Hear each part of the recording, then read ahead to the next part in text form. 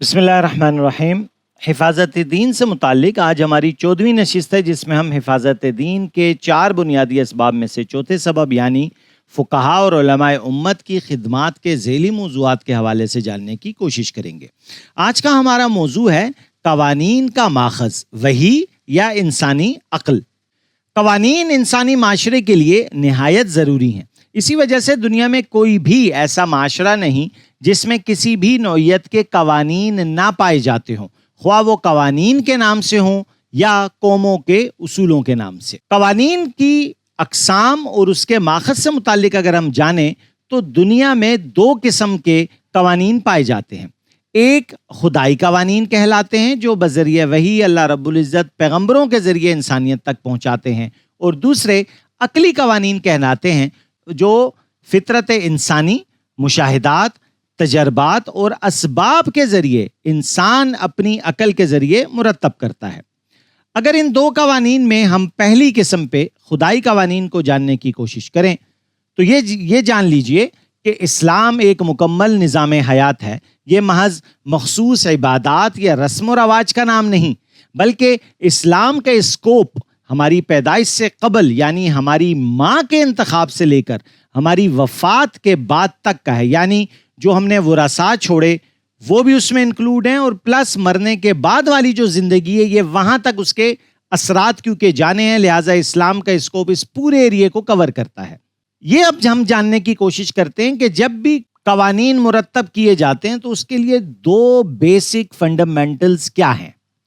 نظام حیات طے کرنے کے لیے 2 بنیادی صفات کا جمع ہونا ضروری ہے۔ ایک، تمام کائنات و ما فیہا سے متعلق واقف ہونا، باخبر ہونا مکمل طور پر۔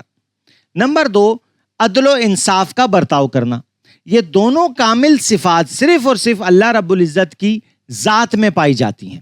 اللہ تعالیٰ کیونکہ ہر چیز کے خالق ہیں لہٰذا پوری کائنات سے باخبر بھی ہیں، جس طرح اللہ رب العزت فرماتے ہیں ان اللہ علیم خبیر، اور پوری انسانیت کے جذبات، احساسات، ان کی خواہشات، ضروریات، نفع نقصان اور اشیاء کے نتائج و ثمرات سے مکمل واقف بھی ہیں، اور عدل و انصاف کرنے والی ذات بھی ہیں جو کالے گورے، امیر غریب، مرد عورت، رنگ و نسل، زبان کی بنیاد پر ان کے درمیان کوئی بھی تفریق نہیں کرتے۔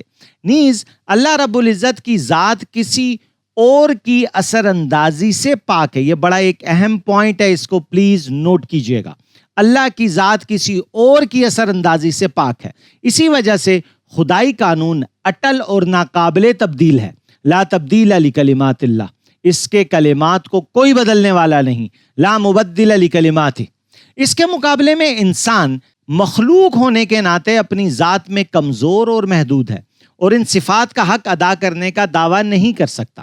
نہ انسان کے پاس کل کائنات کا علم ہے، اور نہ ہی پوری انسانیت کے جذبات اور احساسات، ان کی خواہشات، ضروریات، نفع نقصان سے مکمل واقف ہے، بلکہ انسان خود ایک محدود عالم میں رہتا ہے، یعنی ایک لمیٹڈ ورلڈ میں رہتا ہے، اور محدود ذات رکھتا ہے، یعنی اس کی اپنی باڈی خود لمیٹڈ ہے جو 5 فٹ، 7 فٹ، 6 فٹ کے درمیان ہے۔ نیز انسان جذبات اور احساسات، خواہشات، ضروریات، نفع نقصان اور اشیاء کے نتائج و اثرات سے فطری طور پر متاثر ہو کر بعض اوقات عدل و انصاف کے تقاضے پورے نہیں کر سکتا۔ یہی وجہ ہے کہ انسانی قانون ہمیشہ نامکمل اور وقت کے ساتھ ساتھ تبدیلی چاہتا ہے۔ اللہ تعالیٰ نے جس دن سے انسان کو اس دنیا میں بسایا اسی دن سے اس کی رہنمائی کا انتظام بھی فرمایا۔ اللہ رب العزت نے انبیاء علیہ السلام بھیجے اور اس انسان کو زندگی گزارنے کی تعلیم دی گئی، لیکن انسان کی طبیعت میں بھول اور بغاوت یہ کثرت سے پائے جاتے ہیں، لہٰذا انسان نے وقتاً فوقتاً ان آسمانی ہدایات میں تحریف کی، آمیزش کی، اور انہی تحریفات اور آمیزش سے پاک کرنے کے لیے اللہ رب العزت نئے ہدایت نامے اتارتے رہے۔ اسی سلسلے کی آخری اور مکمل کتاب قرآن مجید کی صورت میں اللہ رب العزت نے آپ صلی اللہ علیہ وسلم پر بحیثیت آخری نبی نازل فرمائی، جو کہ قیامت تک کے لیے تھی اور لاسٹ ایڈیشن تھا۔ یہ دنیا کا اصول ہے کہ کسی بھی شے کا موجد یعنی کریٹر، انوویٹر اس شے کو تیار کرنے کے بعد ایک گائیڈ بک جاری کرتا ہے جس میں اس چیز کا مقصد، استعمال کا طریقہ ضروری احتیاطی تدابیر درج کرتا ہے تاکہ اس کا استعمال کرنے والا اس پر عمل کر کے اس شے کا درست استعمال کرے اور زیادہ سے زیادہ اس کو یوٹیلائز کر سکے اور مستفید ہو سکے. اور اس کی قریبی مثال آپ اپنے موبائل کا ڈبہ کھول کے دیکھ لیجئے, اس میں ایک چھوٹا سا کیٹالوگ ملے گا. گاڑی خریدیں تو اس کے ساتھ بھی کیٹالوگ آتا ہے, یعنی دنیا کی کوئی ایسی مشین نہیں ہے جس کے ساتھ کوئی کیٹالوگ نہ آتا ہو. اسی طرح اللہ رب العزت نے انسان کو پیدا کرنے کے بعد اس کی رہنمائی کے لیے اس کا مقصد حیات, نفسیات, فائدہ نقصان, کامیابی ناکامی کو سامنے رکھتے ہوئے قرآن کریم کی صورت میں ایک ہدایت نامہ یعنی گائیڈ بک نازل فرمائی تاکہ انسان اس پر عمل کرتے ہوئے ایک کامیاب زندگی گزار سکے اور ہر قسم کے دنیاوی اور اخروی نقصانات سے محفوظ رہ سکے. لہٰذا دینی احکامات میں کوئی بھی ایسا حکم نہیں پایا جاتا جو حکمت خداوندی اور مصلحت انسانی سے خالی ہو, خواہ وہ ہماری لمیٹڈ عقل میں سمجھ آئے یا نہ آئے. اب ہم بات کرتے ہیں کہ عقل بحیثیت ماخذ. پہلے تو ہم نے وحی کو دیکھا تھا نا, قانون جو عقلی قوانین ہیں. ہم نے پہلے نقلی قوانین کی بات کی تھی, اب ہم ذرا بات کرتے ہیں عقلی قوانین کی.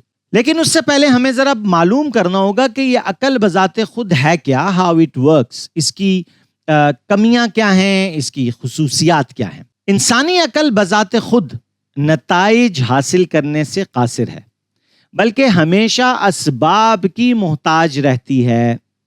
اس کی بالکل مثال آپ ایسے لے لیں کہ جب تک آپ کوئی بھی ڈیٹا بیس کمپیوٹر میں خود کریٹ نہیں کرتے اور اس میں انٹریز نہیں ڈالتے, تو بعد میں جو ہم انٹری مار کے فور ایگزامپل ہم گوگل پہ کچھ بھی سرچ کرتے ہیں تو یہ آٹومیٹکلی نہیں ہوا, پہلے مینول یہ ڈیٹا فیڈ کیا گیا اس کے اندر, جس کے بعد جب ہم اس کو مزید اب ہم آج جب تلاش کرتے ہیں تو ہمیں خود بخود ریزلٹس مل رہے ہوتے ہیں.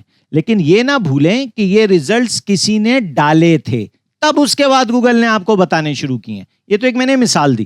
عقل کی بھی مثال ایسی ہے, یہ خود بلینک ہے, اس کے اندر جب آپ کچھ ڈالیں گے تب یہ آپ کو نتیجے نکال کے دے گی. اس کی میں آپ کو ایک اور بھی مثال دوں. انسانی عقل رنگوں کی پہچان کرنے میں آنکھوں کی محتاج ہے.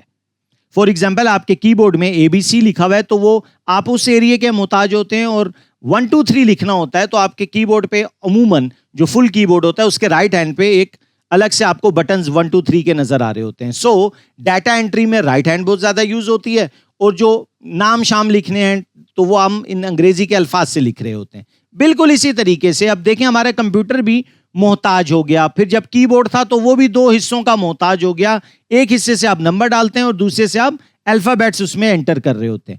بالکل اسی طریقے سے انسانی عقل بھی رنگوں کی پہچان کرنے میں آنکھوں کی محتاج, ذائقہ محسوس کرنے میں زبان کی محتاج, آواز سننے میں کان کی محتاج, سونگھنے میں ناک کی محتاج, محسوس کرنے میں ہمارے جسم کے جو دیگر اعضاء ہیں ان کی محتاج. اس کا مطلب کیا ہوا؟ مطلب یہ ہوا کہ انسانی عقل تک معلومات انفارمیشن کی فراہمی براہ راست نہیں ہو سکتی.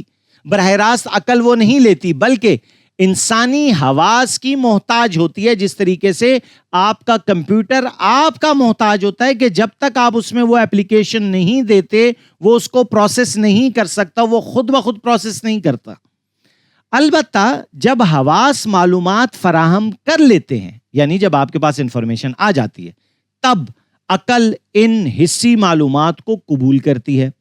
تخیل, تجزیہ, ترکیب, تصنیف وغیرہ جیسی اپنی مہارتوں سے ان چند محدود معلومات کی بنیاد پر اصول, نظریات, مسائل, قوانین مرتب کرتی ہے.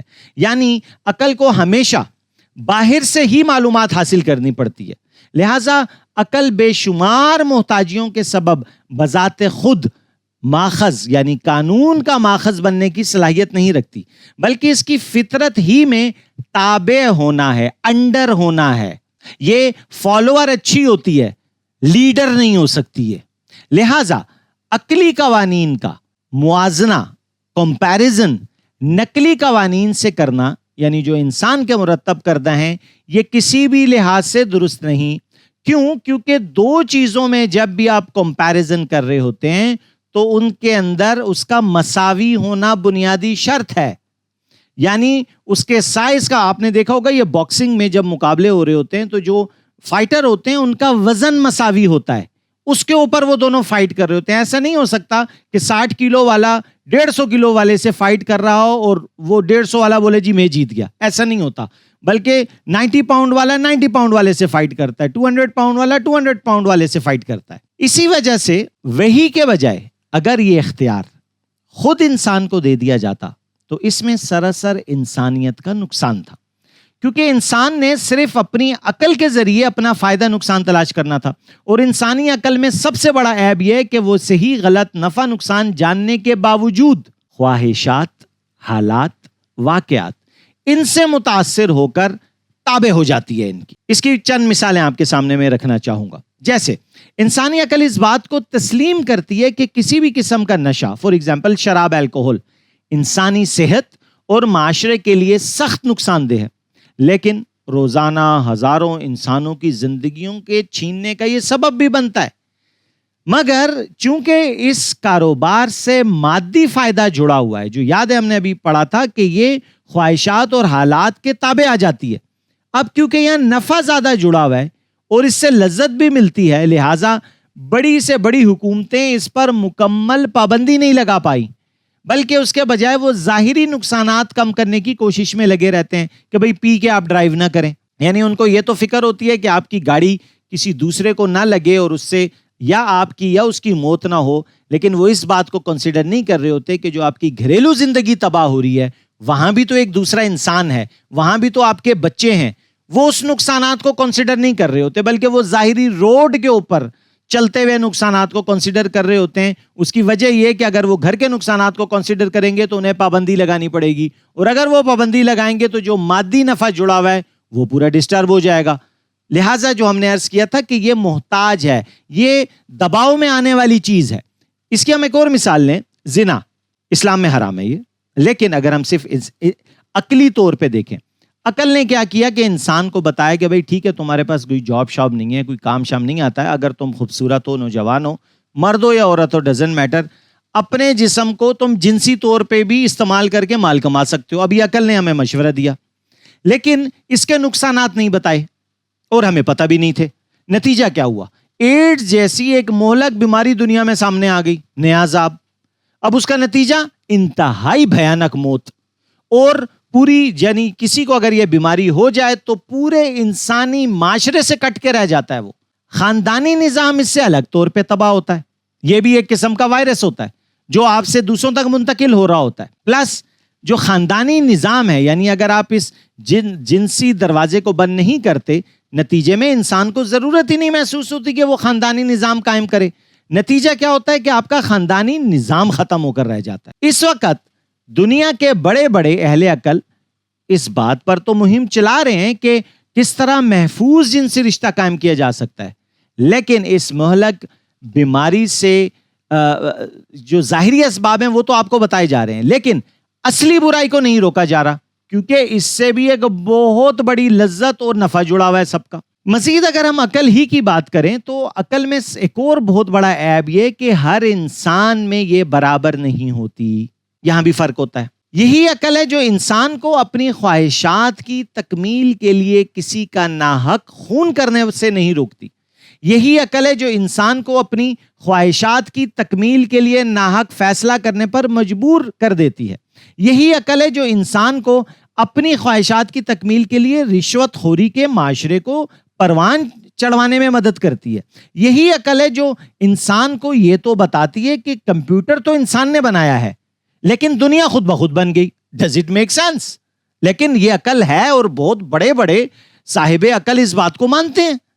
یہی عقل ہے جس کے بدولت 1920 کے آگے پیچھے تک مغربی معاشرے میں عورت کو انسان تک تصور نہیں کیا جاتا تھا. باقاعدہ ان کے پارلیمنٹ میں یہ بل پاس ہوا تھا کہ یہ بھی انسان ہے، اور آج انہوں نے اتنے رائٹس دینے شروع کر دیے کہ اس معاشرے کے مرد نے نکاح ہی کرنا چھوڑ دیا، اور اس کا نتیجہ خاندانی نظام تباہ ہو گیا، اور اس کا نتیجہ ان قوموں کی نسلیں ختم ہونا شروع ہو گئی ہیں. اگر آپ گوگل کریں تو آپ کو اس پہ کئی ڈاکومنٹریز آئی ہیں کہ بھئی 2030 2050 تک فلانے ملک میں مسلمانوں کی آبادی 90% ہو جائے گی، 80% ہو جائے گی، کیونکہ اور یہ سارے وہ ہیں جو ادھر ادھر سے آئے ہوئے ہیں. ہماری اپنی قوم نے تو شادی ہی نہیں کی، لہٰذا نسل بھی نہیں بڑھی. جب نسل نہیں بڑھی تو دن بدن ختم ہوتے جا رہے ہیں، نئے انسان ہمارے اپنے پیدا نہیں ہو رہے. نتیجہ یہ ہوگا کہ جو ہماری قوم ہے، جو بھی گریک تھی، جو رومن تھے، وہ آہستہ آہستہ مٹنا شروع ہو جائیں گے. تو آپ یہ سمجھیں کہ یہ پرابلم اسی عقل نے کریٹ کی ہے. یہی عقل ہے جس نے دھوکہ دے کر دنیا میں امن کا نام لے کر بدامنی پھیلائی جاتی ہے، کیونکہ یہ خود عقل ہے جو محتاج ہے، کمزور ہے، اسے دھوکہ دینا آسان ہے. اسی وجہ سے اسلام نے عقل کو تابع رکھنے کا حکم دیا ہے، نہ کہ عقل کے تابع رہنے کا. آخری بات، بعض لوگ اس غلط فہمی کا شکار ہیں کہ عقل اور دین دونوں متقابل چیزیں ہیں، یا عقل کا دین سے کوئی تعلق نہیں، یا دین کا عقل سے کوئی تعلق نہیں، یہ دونوں مختلف چیزیں ہیں. حالانکہ عقل تو ایک محض آلہ ہے، ایک ٹول ہے جو کسی بھی راستے سے حاصل شدہ معلومات کو جمع کر کے فطری نتائج حاصل کرتا ہے، خواہ وہ معلومات حواس سے حاصل ہو، جس کی ابھی ہم نے پوری بحث سنی، یا وحی سے. اور یہی عقل ہے جو انسان کو بحیثیت مخلوق شریعت کا مکلف بناتی ہے. اسی وجہ سے پاگل، دیوانہ، جانور یہ لوگ شریعت کے مکلف نہیں ہیں، کیونکہ ان میں عقل نہیں ہوتی. حواس یعنی سینسز کے نتیجے میں انسان نے سورج، چاند، ستاروں کے حسابات تک نکال لیے اور مکمل کئی علوم قائم کر لیے، مثلا سائنس، ریاضی، فلکیات وغیرہ. اسی طرح وحی سے حاصل شدہ معلومات پر غور و فکر کرنا، نتائج حاصل کرنا انسان کی عین فطرت ہے، جس پہ ہم، اگر آپ کو یاد ہو تو تفقہ فی الدین، یہ پچھلے گزشتہ لیکچرز میں ہم نے اس کو ڈسکس بھی کیا تھا. اسی غور و فکر کے عمل کو قانون شریعت اسلامیہ میں اجتہاد اور قیاس کے نام سے تعبیر کیا جاتا ہے، اور اس کے نتیجے میں جو علم وجود میں آتا ہے اسے علم فقہ کہتے ہیں. انشاءاللہ اگلی نشست میں ہم اسلامی قوانین کے ماخذ یعنی سورسز آف اسلامک لاز سے متعلق گفتگو کریں گے. اللہ رب العزت ہمیں صحیح طور پر دین سمجھنے اور اس پر عمل کرنے کی توفیق نصیب فرمائے. جزاکم اللہ خیر.